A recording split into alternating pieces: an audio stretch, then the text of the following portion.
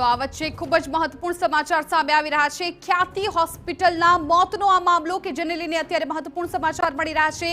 તપાસ ક્રાઇમ બ્રાન્ચને સોંપવામાં આવી છે। મહત્વપૂર્ણ સમાચાર કે આખા કેસનો મામલો કે જેમાં હવે ક્રાઇમ બ્રાન્ચને તપાસ છે સોંપવામાં આવી છે। આ મામલે હવે ક્રાઇમ બ્રાન્ચ છે તપાસ કરશે। સંવાદદાતા યુનુસ ગાઝી વધુ જાણકારી આપી રહ્યા છે। યુનુસ, હવે તપાસ ક્રાઇમ બ્રાન્ચને સોંપવામાં આવી।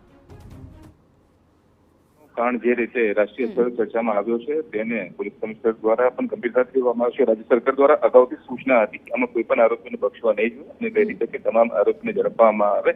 જે પણ વ્યક્તિઓ સંડોવાયેલ છે તેઓની સામે કડક કાર્યવાહી થવી જોઈએ, પરંતુ સ્થાનિક પોલીસે નિષ્ક્રિયતા દાખવી હોય તે રીતે અત્યાર સુધી માત્ર એક આરોપી અને તે ડોક્ટરની ધરપકડ કરી છે। બાકીના આરોપીઓ ક્યાં છે અને કયા પ્રકારની તપાસ થાય છે તે અંગે ઝોન 1 ડીસીપી નો જે વિસ્તાર છે તે અને તેઓના અધિકારીઓ અને વસ્ત્રાપુર પોલીસની તપાસ ઉપર અગાઉથી જ પ્રશ્નો ઉભા થયા હતા અને તેને જ પગલે હવે અમદાવાદ શહેર પોલીસ કમિશનર GS મલિક દ્વારા સમગ્ર મામલાની તપાસ ક્રાઇમ બ્રાન્ચને સોંપી દેવામાં આવેલી છે।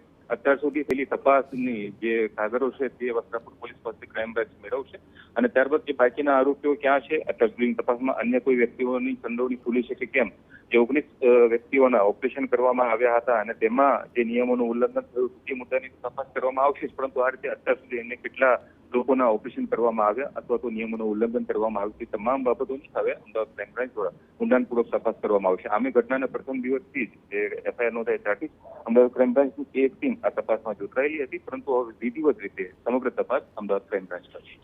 બિલકુલ યુનુસ, આભાર સમગ્ર માહિતી બદલ। હવે ખ્યાતિ હોસ્પિટલના મોતનો આખો આ મામલો કે જેમાં ક્રાઇમ બ્રાન્ચને આ તપાસ છે સોંપવામાં આવી છે। મહત્વપૂર્ણ છે કે આ હોસ્પિટલ પૈસા કમાવાની લાલચે દર્દીઓના સ્વાસ્થ્ય સાથે ચેડા કરતા હતા, ખોટી રીતે ઓપરેશન કરી નાખતા હતા, જેમાં 2 લોકોના મોત થઈ ગયા હતા। ખોટી રીતે એન્જિયોપ્લાસ્ટી કરવાનો આ હોસ્પિટલ પર આરોપ છે અને હવે આ જ મામલે ક્રાઇમ બ્રાન્ચ છે એ વધુ તપાસ આગળ વધારશે। ક્રાઇમ બ્રાન્ચને હવે આ સમગ્ર મામલે તપાસ સોંપવામાં આવી છે।